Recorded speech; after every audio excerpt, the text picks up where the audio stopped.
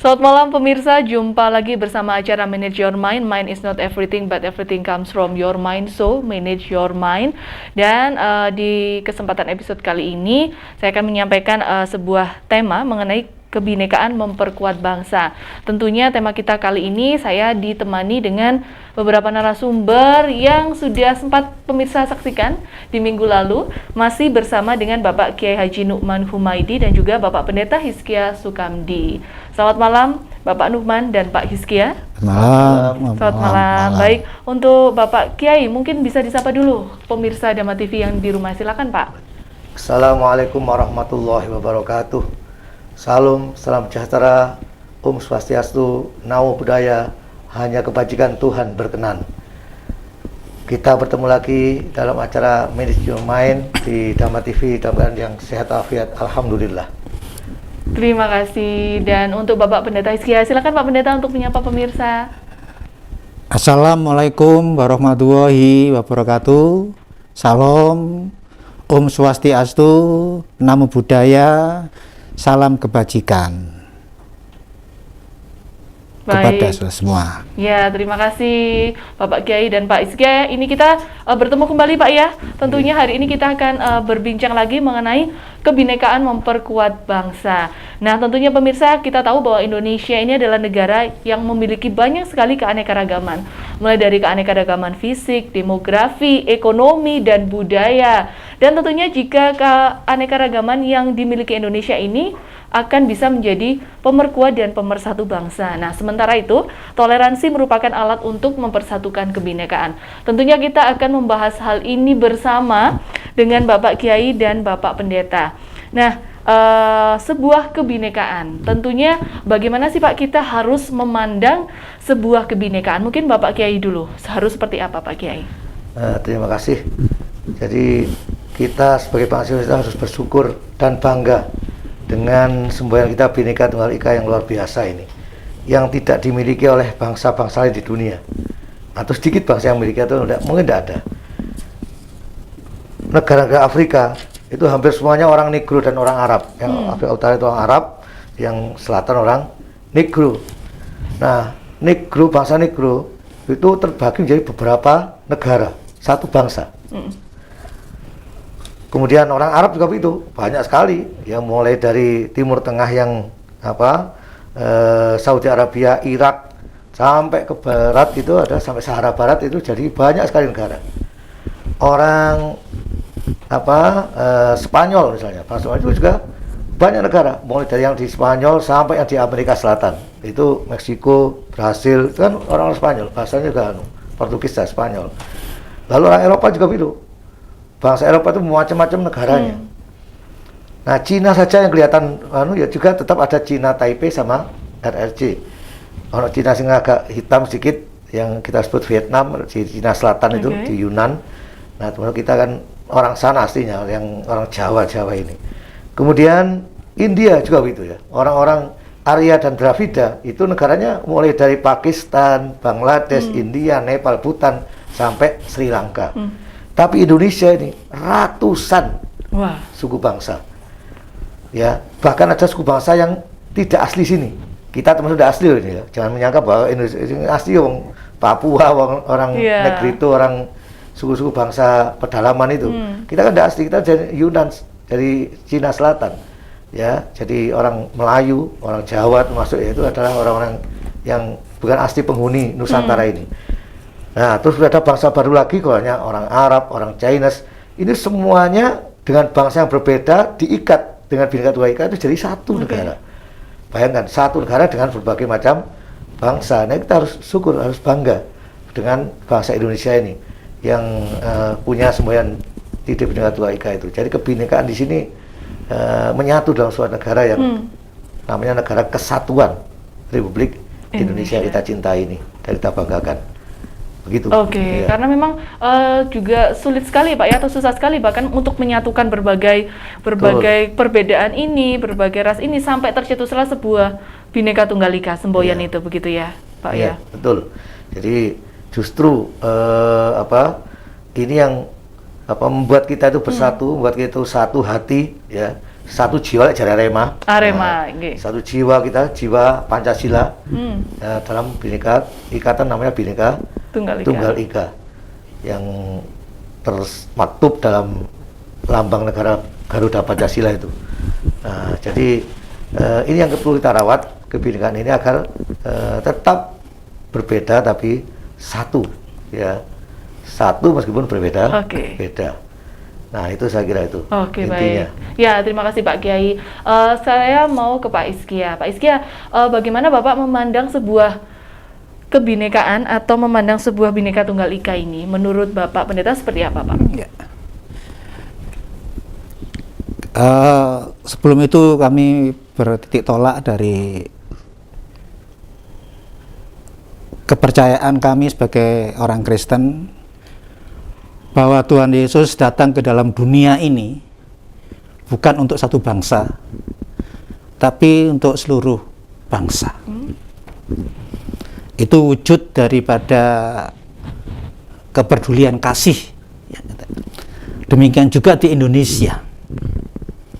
Indonesia terdiri dari 300 budaya, 700 bahasa, dari berbagai suku, ya, yang ada di Indonesia ini. Semenjak dideklarasikan kemerdekaan Republik Indonesia, ya, Bhinneka Tunggal Ikaan itu merupakan satu gagasan yang mutlak, yang harus dipahami, diterima, dihormati. Karena apa? Kebinekaan Tunggal Ika tadi suatu perekat, ya, perbedaan tadi itu. Untuk mewujudkan Bhinneka Tunggal Ika tadi, itu kita harus bisa menerima, ya, Papua, Sumatera, yang kencak-kencak tadi, ya, yang Jawa begitu, ya. Jadi yang Jawa ya harus bisa nerima kencak-kencaknya orang Papua ini, ya. Dan orang Papua juga harus bisa menerima, memahami budaya Indonesia orang Jawa ini, ya. Jadi kalau masing-masing bangsa Indonesia yang terdiri dari 6 agama ini bisa memahami seperti itu, saya sangat yakin Indonesia tidak ada hal-hal, ya, yang tidak diinginkan oleh bangsa ini. Kalau toh misalnya ada, itu bukan karena golongan, tapi individu. Individu yang mengatasnamakan ini, mengatasnamakan itu, individu, ya, individu. Jadi individu ini yang seringkali membuat perekat ini nggak rekatnya kurang, gitu, ya. Nah, Gus Dur, saya sebelum 2 tahun sebelum Gus Dur meninggal, Gus Dur telah memberikan wawasan kebangsaan di Surabaya, dan saya hadir di antaranya. Dan ada pertanyaan bahwa di Indonesia ini terbesar adalah umat Islam. Itu sudah diakui lah, ya, terbesar. Namun Gus Dur menerangkan, ada pertanyaan begini, antara Islam dan Islami, yang terbanyak mana? Gus Dur menjawab, yang terbanyak Islam, yang Islami tidak banyak. Nah ini, jadi maka dari itu kebinekaan walaupun yang banyak dan yang tidak banyak ini tetap menjaga ini keutuhan kebinekaan ini, itu harus, ya, harus sesuai dengan agamanya masing-masing. Ya, itu. Ya, jadi kembali kepada Bhinneka Tunggal Ika tadi, ya, memang kita sudah diciptakan berbeda, bahkan negara kita sendiri pun banyak sekali perbedaan suku, ras, keyakinan. Namun bagaimana caranya kita bisa mewujudkannya seperti itu, Pak, ya, dengan memberikan cinta kasih, menjaga kebersamaan, saling memiliki rasa kepedulian juga terhadap negara Kesatuan Republik Indonesia ini. Nah, sebenarnya seberapa penting sih Pak kita ini memiliki sebuah perbedaan, atau apa sebenarnya manfaat dari perbedaan ini sih Pak Kiai? Silakan. Ya, terima kasih. Jadi tadi saya nyatakan bahwa perbedaan adalah keniscayaan. Oke. Pasti kita berbeda. Maka bagaimana kita saling melengkapi, saling mendukung, memperkuat dengan adanya perbedaan itu. Anggota tubuh kita, kalau kita sebagai suatu bangsa, maka kata Nabi, orang-orang salah satu bangsa adalah kal jasil wahid, bagaikan tubuh yang satu. Kalau satu pihak merasakan sakit, maka yang lain juga ikut sakit, gitu ya. Sing loro untune, tangan itu joget-joget, enggak juga. Ya, kepalanya juga pusing gitu Pak ya. Matanya menetes air mata seterusnya. Itu kan saling melengkapi dan saling merasakan. Kalau jadi ada empati, ada simpati gitu ya. Ketika terjadi musibah satu sama lain, kita saling menolong, membantu.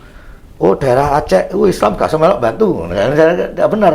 Oh, Papua daerah Nasrani gak usah bantu, tidak bisa. Ya, tetap harus saling membantu satu sama lain, saling melengkapi satu sama lain. Ya, karenanya fungsi perbedaan ini menjadi bagus gitu ya. Jadi sesuai dengan yang diturunkan Allah. Allah memberikan perbedaan ini jadi ono gunane. Bentuknya apa? Ya tadi saling melengkapi, membantu satu sama lain, wujudkan kasih sayang satu sama lain, tidak menghina, melecehkan satu sama lain. Nah, ini yang sangat diharapkan oleh kita semuanya. Tadi yang dimaksud ini ya di Betani kan asal ya, Gus Dur itu. Waktu ceramah di Surabaya itu memang betul. Jadi Gus Dur bertanya, banyak mana antara orang Islam dan yang Islami? Islam itu orangnya, agamanya, statusnya, tapi Islami ini perilakunya. Jadi perilaku. Jadi ada survei yang dilakukan oleh orang ilmuwan Saudi Arabia. Jadi negara paling Islami di dunia. Itu artinya kalau Islami, itu artinya menerapkan konsep Islam meskipun tidak beragama Islam. Aneh kan ya? Dalam arti apa? Sesuai dengan ajaran Islam, misalnya Selandia Baru termasuk satu negara yang paling Islami di dunia. Padahal di kono Islam titik, sehingga kayak orang Nasrani. Mengapa? Kejujuran dijaga, tingkat korupsinya sangat rendah. Indonesia paling banyak Islamnya tapi korupsinya tinggi. Itu berarti kan Islamnya banyak tapi tidak Islami. Itu ya. Di sana itu mobil kelelaran tidak ada yang tidak akan hilang. Nah, ditemukan orang ya langsung ditunjukkan, diberikan pada orangnya kalau ketemu atau kepada pihak keamanan. Jadi sama sekali itu. Pendidikannya juga begitu luar biasa. Ya, tidak dalam bentuk mencekoi anak dengan ilmu yang belum tentu bermanfaat di belakang, tapi yang bermanfaat di belakangnya bagaimana. Mereka sudah pintar konsepnya itu. Sehari cuma 3 jam kalau tidak salah itu sekolah itu. Dan seminggu tidak 6 atau 7 hari, sekolahnya hanya 5 hari. Nah, tapi kenyataannya pendidikan mereka jauh melebihi Indonesia yang anak berat dengan isi kurikulum. Nah, itu kenapa? Ya, mereka lebih Islami secara konsep, walaupun tidak ada atau sedikit orang Islam di sana. Jadi antara Islam dan Islam itu beda di sana. Kalau Islam itu ya orang beragama Islamnya itu atau secara KTP-nya begitu ya Pak. Tapi kalau Islam itu perilakunya. Andai kata menurut saya Pak Hizkia ini kok baik kali. Oh, secara perilaku dia adalah Islami. Baik. Terima kasih. Nanti kita akan bertanya lagi Pak tentang cara menjaga diri kita untuk tetap Islami. Ini harus seperti apa begitu ya. Baik pemirsa, jangan kemana-mana. Kita akan berjumpa di segmen selanjutnya. Tetap di Manage Your Mind.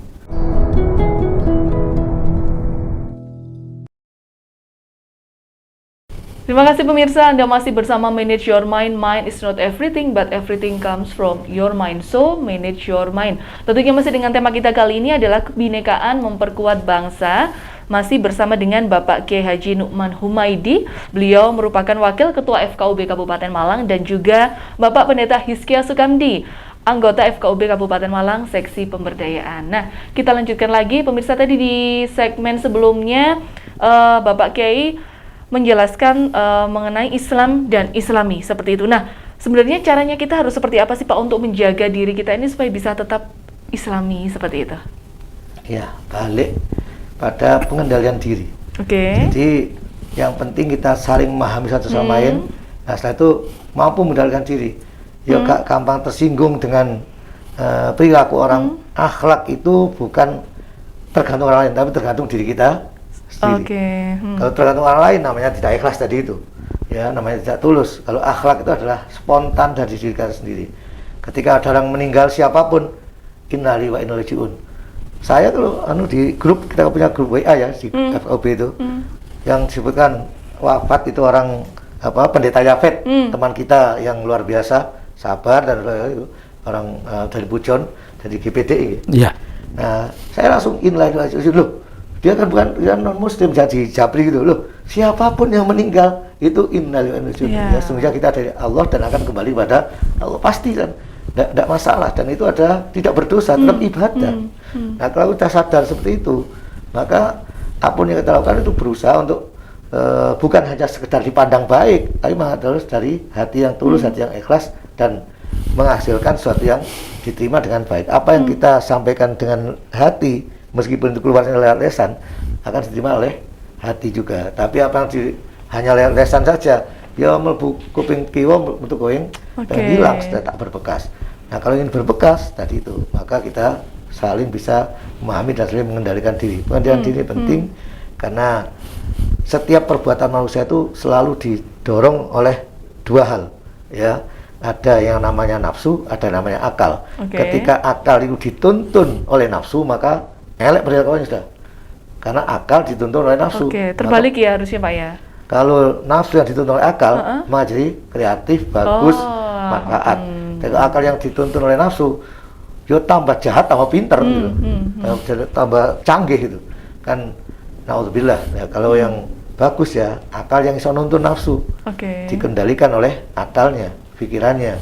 Tadi naluri gitu ya, naluri yang mengendalikan. Maka kita akan tetap smooth, baik, dan insya Allah bisa diterima oleh semua agama, semua kalangan ya, kayak Gus Dur modelnya gitu. Ya, jadi beliau bisa terima di semua hal karena melakukannya itu hati nafsu yang dituntun oleh akal. Jadi kalau hanya akal saja jadi malaikat, kenemenan. Kalau hanya nafsu saja jadi kewan. Nah, kita itu manusia punya dua komponen ini. Lek akalnya bisa nuntun nafsunya, maka derajatnya lebih tinggi dari malaikat. Nah ini. Tapi kalau sebaliknya, nafsunya yang nuntun akal, maka lebih rendah dari hewan. Atau sebaiknya seimbang begitu Pak? Bukan seimbang harus ya? Dominan akalnya. Nggak boleh kalau cuma seimbang aja nanti banyak dosa yang kita lakukan. Jadi dosa itu timbul karena nafsu yang nuntun akal. Kalau akal yang nuntun nafsu, jadi pahala. Ya, karena memang manusia ini diciptakan memiliki kelebihan sendiri ya, yaitu diciptakan diberikan dengan akal pikiran itu Pak ya. Jadi bagaimana kita baiknya untuk bisa menggunakan akal pikiran ini untuk menuju ke hal-hal yang baik seperti itu ya, pemirsa, seperti tadi yang sudah disampaikan oleh Bapak Kiai. Baik, saya mau ke Pak Pendeta. Pak Pendeta, melihat kebinekaan yang ini banyak sekali yang boleh terjadi di masyarakat, perbedaan-perbedaan ini. Nah, menurut Bapak sebenarnya apa sih Pak ancaman-ancaman yang dapat terjadi dari adanya perbedaan ini? Jadi, untuk menghindari, memang manusia khususnya di Indonesia ini banyak ragam bentuk, kodel, karakter dan keimanan masing-masing satu dengan yang lain berbeda, ya enggak? Perbedaan itu boleh-boleh saja, bisa-bisa saja, tetapi ada satu hal yang tidak boleh dilakukan. Di dalam Undang-Undang Dasar 45 bab 11 ayat 29, bahwa dasar negara kita ini adalah ketuhanan yang Maha Esa, dan yang bagian B, pemerintah menjamin, ya, menjamin setiap warga negara memeluk, ya, agamanya masing-masing atau juga kepercayaan masing-masing. Tetapi tidak boleh. Nah ini, ya, tidak boleh. Perbedaan ini lalu untuk menjaga supaya perbedaan tadi itu tidak menjurus kepada hal-hal yang merusak kebinekaan, ya, Berarti tentang keyakinan itu yang harus dibedakan. Perbedaan pandangan di dalam pekerjaan, dalam bermasyarakat, boleh-boleh saja. Tetapi mengenai masalah keimanan itu harus dihindari. Itu akhirnya merusak kebinekaan yang sudah dibangun oleh bangsa Indonesia ini. Ya, yang terdiri dari 300 budaya, 700 bahasa di Indonesia ini. Maka dari itu harus kita ini saling menghargai, saling menghormati, ya, satu dengan yang lain. Saya pernah didatangi dari Kementerian Agama Pusat yang berkunjung ke Kabupaten Malang, dan saya didapuk oleh Kemenak untuk dampingi menjawab pertanyaan ini, ya Kak, pertanyaan ini. Nah, Haji Taufik pada waktu itu dia bertanya demikian, bagaimana pandangan saya mengenai keselamatan dalam bentuk bukan keselamatan Islam, Kristen, bukan, tapi dalam bentuk universal. Ya. Nah, kami melihat kebinekaan ini karena yang ditanyakan ini secara universal. Saya jawab itu tidak akan terjadi karena masing-masing agama, kepercayaan, kita punya keyakinan, gitu. Nah, jadi itu tidak akan bisa. Tak beri satu gambaran, kita masing-masing 6 agama ini memakai kacamata 6 warna, merah, hitam, putih, pokoknya 6 warna. Memandang minuman ini, pas ketepaan hitam, ini akan menjadi hitam toh. Ya. Kacamata merah, ini merah, kuning. Nah, berarti tidak akan bisa bertemu. Namun perbedaan ini bisa bertemu dalam bentuk-bentuk tertentu. Jaga malam di pos kamling bersama, bisa ketemu toh. Ya, kerja bakti bersama, tadi saya katakan kerja bakti bersama, ya, itu bisa ketemu, gitu. Ini jadi untuk supaya masing-masing umat supaya tetap bisa mengendalikan diri dalam perbedaan ini, itu pertama kan sudah didasari dengan keimanan melalui agama masing-masing. Dan pribadi-pribadi orang-orang yang memiliki agama atau iman masing-masing tadi, itu harus punya komitmen, ya, niat, motivasi untuk bertumbuh. Gitu, harus. Jadi tidak hanya sekedar Kristen misalnya begitu, tapi harus ada motivasi, niat bertumbuh. Nah, dengan pertumbuhan itu akan akhirnya memperkecil atau terhindar dari perbedaan tadi itu. Nah, ini lah di umat kami, di jemaat kami tekankan menu hidup, mengucap syukur di dalam segala hal. Menu hidup, ya, menu hidup, mengucap syukur di dalam segala hal. Gaya hidup, ya, gaya hidup, menjaga kekudusan. Nah, ini. Jadi kalau kita tadi bisa seperti itu, ya, perbedaan itu kita tidak akan terjerumus kepada, karena apa? Tiap langkah kita ini sudah dibekali gaya hidupku adalah kekudusan. Gitu. Baik. Terima kasih ya, Pak Pendeta. Nanti kita akan lanjutkan lagi di segmen berikutnya. Baik pemirsa, jangan kemana-mana, tetap di Manage Your Mind.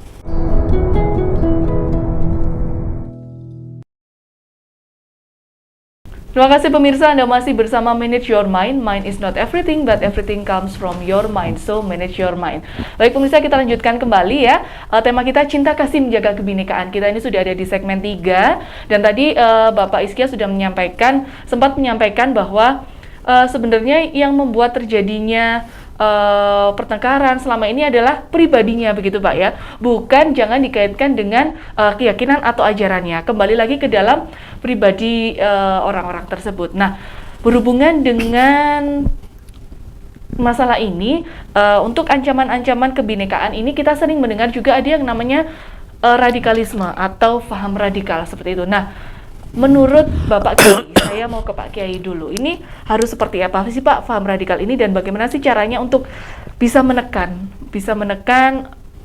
tidak terpengaruh terhadap adanya paham radikalisme? Ya, terima kasih. Jadi proses yang dilakukan oleh bangsa ini adalah proses deradikalisasi. Oke. Jadi menurunkan tensi keradikalan setiap orang itu. Yang penting tadi dinyatakan bahwa pelaku radikalisme, terorisme itu mereka mengatasnamakan agama, mengatasnamakan Tuhan, ya. Bahkan sampai nun sewu kalau dalam Islam sampai takbir, Nah, padahal ya itu adalah yang salah tempat, sehingga benar yang dilakukan. Mereka itu saya yakin cinta agama, tapi gak bisa mengekspresikan cinta yang sebenarnya. Atau cintanya yang berlebihan begitu, bukan ya Pak? Bukan. Oh, bukan ya? Cinta berlebihan boleh bisa, cinta tidak terbatas. Tapi yang penting ekspresinya itu bagaimana. Jadi ekspresinya pada pengendalian diri balik. Jadi maksudnya bagaimana. Contoh ini ya, ini yang saya ceritakan pada zaman dahulu, ini cerita di pesantren. Ada seorang petani yang punya seekor beruang. Nah, beruang ini sangat cinta pada Pak Tani, menjaga Pak Tani di mana saja dia berada. Ada Pak Tani masih ada beruang, selalu sigap membela apapun yang jadi ancaman dari Pak Tani. Nah, ternyata kemudian suatu saat petani mari kerja, setelah kerja di sawah, nah dia lelehan isowit ringin, kena silir-silir angin, sepoi-sepoi itu langsung meribatnya mulai menutup. Nah, ketika satu mulai menutup, ada seekor lalat hinggap di dahi Pak Tani. Maka dengan spontan, karena masih baru itu berjumurnya, dia mengipaskan tangannya untuk mengusir lalat itu. Nah, beruang tahu ada ancaman itu, dia mendekati Pak Tani. Ganti dia yang jaga. Ketika ada lalat, diusirnya. Terus gitu tepuk. Ya. Ternyata tambah lama lalatnya gak tambah dikit tapi tambah akeh. Maka sang beruang kehilangan kesabarannya. Dengan tekad untuk menunjukkan baktinya pada Pak Tani, untuk menunjukkan cintanya pada Pak Tani, dia berjihad untuk Pak Tani. Maka dia mengambil batu sekuat dia mengangkat. Diangkat tinggi-tinggi terus dikeprukkan ke lalat-lalat yang ada di wajah petani. Apa yang terjadi? Lalat satu pun tidak ada yang kena. Justru yang kena adalah Pak Tani dan mati karena Pak Tani itu adalah Islamnya. Nah, beruang ini wong Islam sih gak paham agamanya sehingga ngawur tadi. Nah, lalat itu musuh-musuh agama. Nah, karena itu ketika orang tidak paham Tuannya, tidak paham bagaimana mewujudkan cinta pada Tuannya, pada agamanya, maka dia adalah ngawur. Hanya tafsiran yang ada pilihnya pokoknya kafir Pak Tani. Padahal tidak begitu. Nabi Muhammad SAW itu hidup di Madinah dalam kondisi yang masakannya plural. Kalau di Indonesia ini ono wong Yahudi, ono Nasrani, orang Majusi, orang Islam masih ratusan, belum sampai banyak. Ya, itu kepala negaranya kan Nabi. Lalu dibuatlah dustur, undang-undang Madinah, yaitu negara Madinah. Nah, alhamdulillah itu bisa bersatu, saling menghormati, saling ancaman terhadap Yahudi juga ancaman terhadap seluruh komunitas Madinah. Yang Islam juga harus tampil, Nasrani juga tampil dan sebagainya. Nah, ini yang harus kita lakukan di Indonesia ya seperti itu. Jadi jangan sampai wong kowe gak podo ambek aku, tidak bisa. Semuanya sama. Ya, menzolimi sesama meskipun adalah non muslim juga dalam Islam sama. Yang ngono, wah Mbak Cina colong-colongan enggak oleh ngono. Enggak boleh, tetap harus saling menjaga satu sama lain. Ya. Balik nanti mana? Pengendalian diri. Ya, jadi kalau pengendalian dirinya bagus, maka gak gampang ngamukan, gak gampang emosi, ya. Dia bisa jaga tetap sabar gitu ya. Nah, itu yang bisa merusak lagi pemakaian bahasa. Justru bahas komunikasi bahasa nih bahaya. Ya, jadi mudah tersinggung gitu nanti ya Pak ya. Coba ya. Misalnya, kafir, nggak boleh. Di Quran sendiri itu yang bunyi wahai orang kafir itu cuma 2. Yaitu ketika di surat Al-Kafirun, karena orang-orang jahiliyah itu ngajak Nabi setahun nyembah Tuhan Allah, setahun kemudian nyembah berhala-berhala mereka. Nah, ditolak dengan agak keras oleh Al-Kafirun. Lalu nanti di akhirat itu pada orang yang ashabus shimal, orang yang jelek-jelek kelakuannya itu ya ayyuhal kufar. Itu saja. Setelah itu tidak ada kata-kata yang anu. Nabi dengan umatnya, semua nabi, mulai Nabi Adam, nabi yang sudah punya umat ya, Nabi Idris sampai ke bawah Nabi Muhammad, itu nyebutnya bukan wahai orang kafir, tapi ya qaumi, wahai bangsaku, wahai kaumku. Ya, kan dekat sekali itu ajaran kasih sayangnya wahai kaumku, tidak nyebut yang berbeda. Nah, kadang-kadang sekarang itu para pendakwah Wali Songo itu mengislamkan orang-orang yang asalnya tidak Islam dengan dakwah mereka, dengan tanpa perang. Coba di Jawa ini Wali Songo tidak pernah perang. Paling ono itu perang tanding paling pol. Saksi-saksian menang maka kemudian sana masuk Islam seluruh komunitas Islam itu kan begitu, tidak ada perang di Indonesia itu. Nah, kemudian ini mereka mengislamkan Indonesia itu tanpa perang dan tanpa kata-kata kafir. Nah, kalau sebaliknya saiki banyak orang-orang yang Islam sendiri itu malah mengkafirkan orang sesama Islam. Itu bahasa yang tidak enak. Jangankan bahasa Muslim, pada orang lain juga tidak enak. Ya kita sebutkan Muslim, mosok ini. Malah kita awali acara kita dengan baca Fatihah untuk yang Islam, yang kafir. Mereka tidak enak. Betul. Jelas tidak enak itu. Ya, orang kafir pada kafir. Mengapa kafir? Ya, nun sewu. Pak Pendeta ini kafir dalam ajaran Islam, betul. Karena kalau tidak ingkar berarti kan dari Islam dia.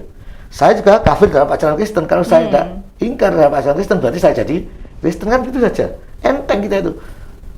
Saya kafir, kamu juga kafir. Itu entengnya begitu kalau untuk kasar. Tapi ya tidak enak, tetap tidak enak. Sehingga enak kita sebagai bangsa Indonesia, sebagai umat beragama, lulah enak lagi. Nah, karena Nabi tidak mengajarkan kekerasan seperti itu.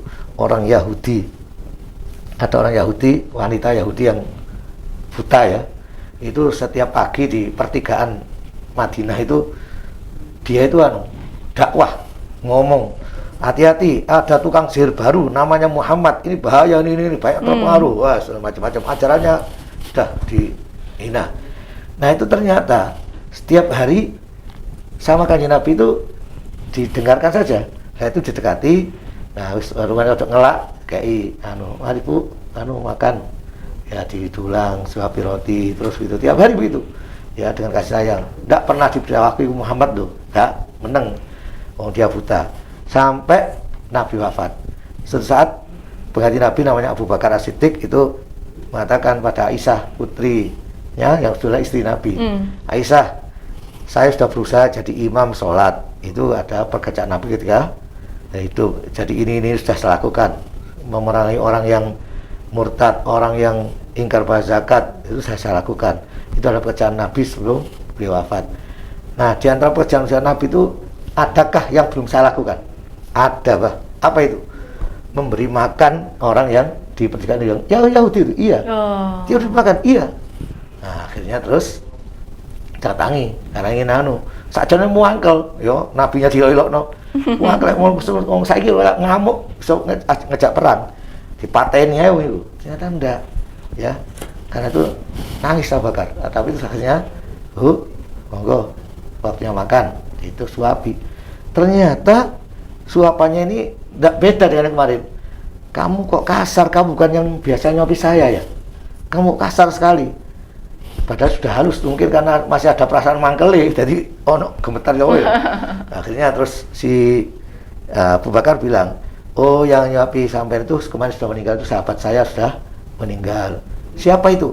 Itulah Muhammad Sallallahu Alaihi Wasallam. Loh, itu yang saya caci maki tiap hari. Nah, nangislah Yahudi tadi, ya. Dan itu kemudian waktu dia masuk Islam karena ketertarikan pada halusnya budi pekerti Rasulullah. Nah, karena itu dalam masyarakat yang sangat majemuk seperti ini, pengendalian diri, ya, dan itu tidak terbatas sudah. Nabi itu ketika mati, dia wafat, itu meninggalkan hutang ya. Jadi barangnya Nabi, baju Nabi, ziroh itu digadekno. Nah, sing digawe-gade nang wong Yahudi. Nah, Yahudi lagi nih.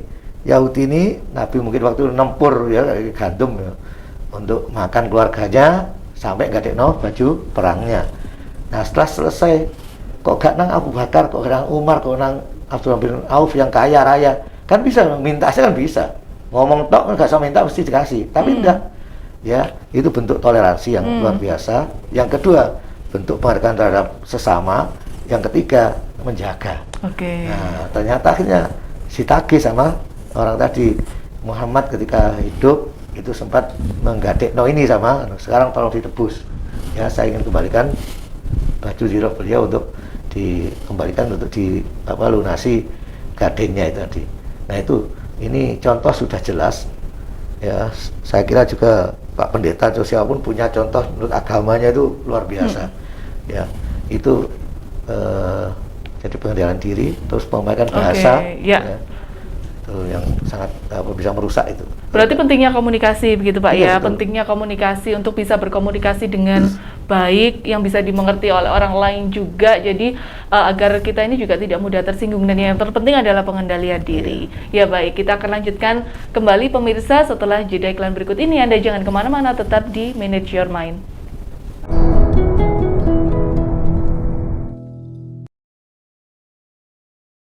Ya pemirsa, terima kasih Anda masih bersama Manage Your Mind. Mind is not everything, but everything comes from your mind. So, manage your mind. Kita akan kembali lanjutkan perbincangan kita ini, walaupun ada di segmen terakhir ya. Saya masih lanjut dulu dengan Pak Kiai ya, Pak Pendeta ya. Saya lanjutkan dulu dengan Pak Kiai mengenai paham radikalisme tadi ini. Mengapa sih Pak kok akhir-akhir ini di zaman yang serba teknologi seperti ini banyak menyasarnya justru ke anak-anak muda? Seperti itu. Mungkin bisa dijelaskan kenapa ini Pak? Terima kasih. Jadi anak muda itu anak yang idealisme tinggi. Bahkan kecerdasan juga sangat lumayan, masih diajak berpikir. Nah ini dicuci otak. Jadi mereka itu secara agama belum mendalam.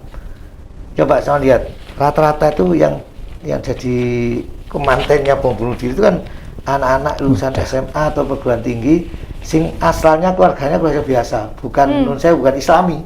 Keluarga sing biasa. Nah, mereka masuk ke lembaga-lembaga yang ada di sekolah, kadang-kadang sudah waktu itu ya. Waktu itu kan BDI ya, Badan Dakwah Islam dimasuki. Nah, akhirnya paham-paham yang radikal masuk.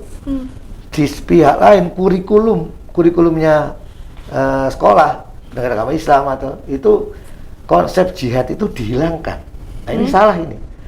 Saya dulu waktu SMA itu di semester 5 itu ada perjalanan tentang jihad. Nah, jihad itu berjuang artinya. Nah, berjuang itu kan tidak semata-mata berperang. Ada jihadun nafas, berjuang untuk melawan hawa nafsu, termasuk puasa. Lalu jihad dalam bentuk memberikan sesuatu, ya, memberikan sesuatu pada orang lain, punya empati, peduli, care pada orang lain. Nah, ini adalah bentuk dari jihad, bukan semata perang. Perang itu harus terpaksa. Tidak boleh perang, tidak boleh mendaruratkan diri, harus ada darurat yang jelas. Kita diserang baru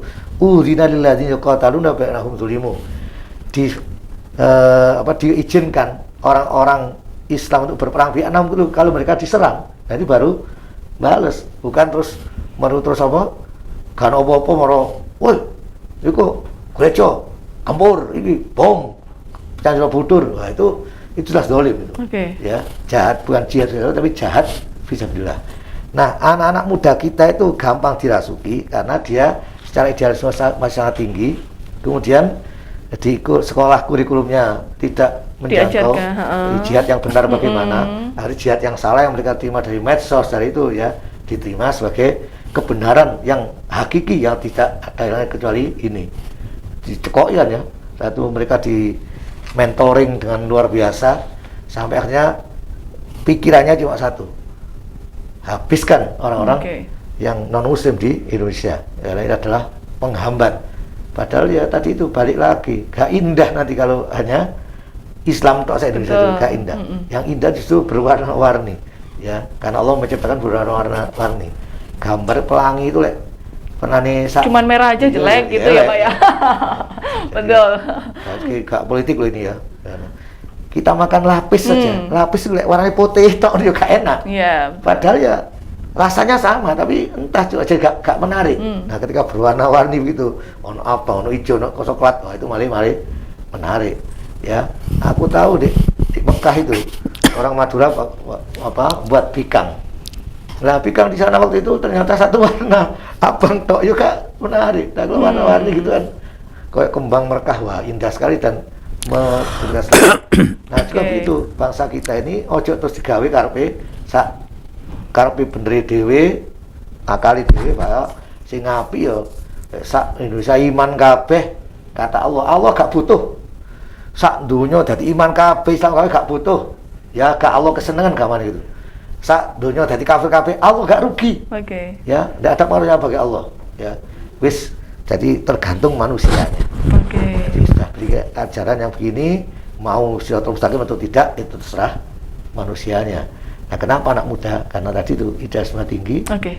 lalu kemudian masih gampang dicekoi karena biasanya agamanya rendah. Biasanya yang ikut sana masih rendah agamanya. Oke, berarti perlunya edukasi-edukasi tersendiri gitu ya Pak ya, Iya, terhadap anak muda. Mungkin di suatu saat FKUB ini bisa Pak ya untuk kapan gitu memberikan edukasi-edukasi seperti ini mengenai paham radikal kepada khususnya pemuda-pemuda yang ada di Malang Raya. Baik, saya mau ke Pak Pendeta. Pak Pendeta, terkait dengan pentingnya mengerti akan sebuah wawasan kebangsaan ini terhadap generasi muda ini juga. Nah, menurut Pak Pendeta sendiri, mengapa sih Pak rasa cinta tanah air ini kok harus ditanamkan sejak dini? Ya. Jadi begini, memang anak-anak sekarang dengan anak-anak tempo dulu, ya, ini sangat berbeda. Betul. Memang anak-anak sekarang pandai-pandai dibandingkan dulu. Penyuluh-penyuluh teknologi pertanian anak-anak muda. Sing disuluhi adalah orang-orang tua. Kita akui. Itu perkembangan zaman. Iya. Namun kami bisa menyoroti mengenai cinta tanah air ini masih lebih baik zaman dulu. Oke. Gitu. Terhadap tanah air ini. Satu contoh sekarang ini dengan kemajuan macam-macam, menteri-menteri ini ya membuat kurikulum ya, masing-masing menteri seolah-olah yang paling baik. Tetapi ternyata juga enggak. Terutama mengenai cinta ke tanah air tadi. Sehingga pelajaran ya, pelajaran apa namanya ya? Pelajaran Pancasila. ya itu ya. PMP kalau Ya, dulu itu PMP, Pak ya, ya. pendidikan Itu moral Pancasila ya, itu ya. ya. Itu terus dikurangi. Oke. Ya, dikurangi. Sehingga nah ini dikurangi termasuk juga dalam upacara-upacara ya, anak-anak ini mereka itu juga yang bagian belakang ya, itu tidak menghormati bendera ini. Oke. Dan guru keliling hanya keliling saja ya. Nah ini, maka dari itu harapan kami ya, memang kemajuan zaman tidak bisa dipungkiri. HP sebagai, kalau dulu ke Arab Saudi ya cukup dengar berita Arab Saudi cukup jauh ya. Sekarang hanya hitungan sudah bisa melihat. Betul ya. Ya enggak. Tapi untuk menuju ke cinta tanah air tadi dengan adanya kecanggihan tadi ya, ini berkurang. Oke.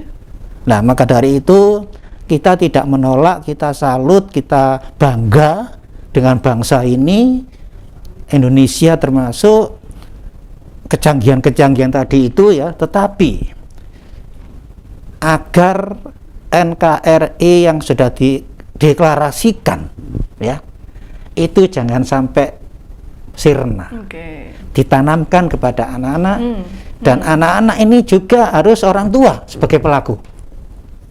Tidak boleh tidak. Oke. Satu misal, anak-anak ini ada sekarang ini soal rokok ya. Oke. Orang tua memarahi anak-anak aja ngerokok ya, tapi orang tuanya nggak sanggup contoh. Oke, memberi teladan gitu Teladan. Pak ya harusnya ya. Ini jadi untuk cinta tanah air tadi itu di samping kita tidak bisa memungkiri kecanggihan zaman, ya, tetapi juga tidak boleh mengabaikan penanaman bangsa ini yang telah berkorban begitu luar biasa untuk cinta tanah air. Oke, baik. Berarti ya, memang penting ya Pak ya penting. untuk penerapan cinta tanah air ini khususnya kepada anak-anak dan generasi penerus bangsa ke depan. Baik, ini waktu kita yang terbatas Pak. Mungkin di akhir segmen ini sebelum menutup perjumpaan kita dengan pemirsa Dharma TV, silakan Bapak Kiai dulu untuk bisa memberikan pesan kepada pemirsa. Terima kasih. Dalam lingkungan umat Islam, kita kenal di NU itu ada lagu Yalal Waton. Jangan Yalal Waton, Yalal Waton, Yalal Waton, Hubul Waton, Minal Iman. Jadi cinta tanah air sebagian dari iman.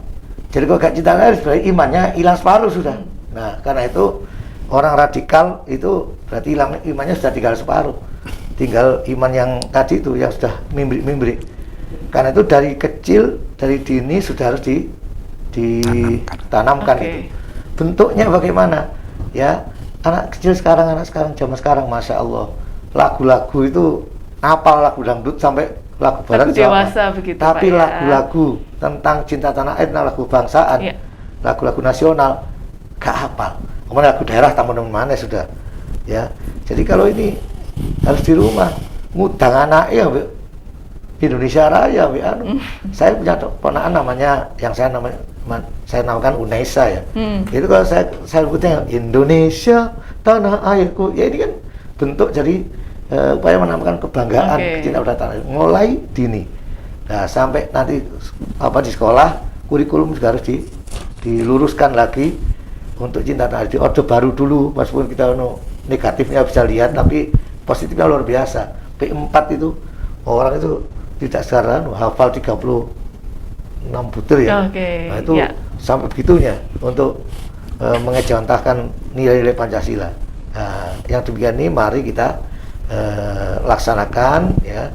Jadi anak-anak muda ya, kita beri jati diri bangsa. Kalau bilang jati dirinya, maka hancurlah bangsa kita. Karena itu kalau tidak hancur, kita kembali kepada cinta tanah air, kita kembali kebinekaan, menghargai, mensyukuri dan menghargai kebinekaan dalam bentuk apa? Amal yang baik, perbuatan yang baik, kata-kata yang baik, pengendalian diri yang baik, sehingga kita menjadi bangsa yang utuh ya sampai selama-lamanya. Baik, terima kasih Pak Kiai. Pak Pendeta, pesan singkat silakan Pak kepada pemirsa. Baik, dalam akhir perjumpaan kami pada malam hari ini, kami berpesan dan kami sekaligus mengajak, mari kita wujudkan cinta kita kepada tanah air ini dengan segenap hidup kita. Kita harus menghargai, menghormati para pejuang pada waktu itu yang telah berkorban untuk memerdekakan Indonesia. Kita sekarang ini tidak lagi berjuang seperti waktu-waktu dulu. Tapi marilah kita mengisi kemerdekaan ini melalui keluarga yang terdiri dari orang tua dan anak-anak.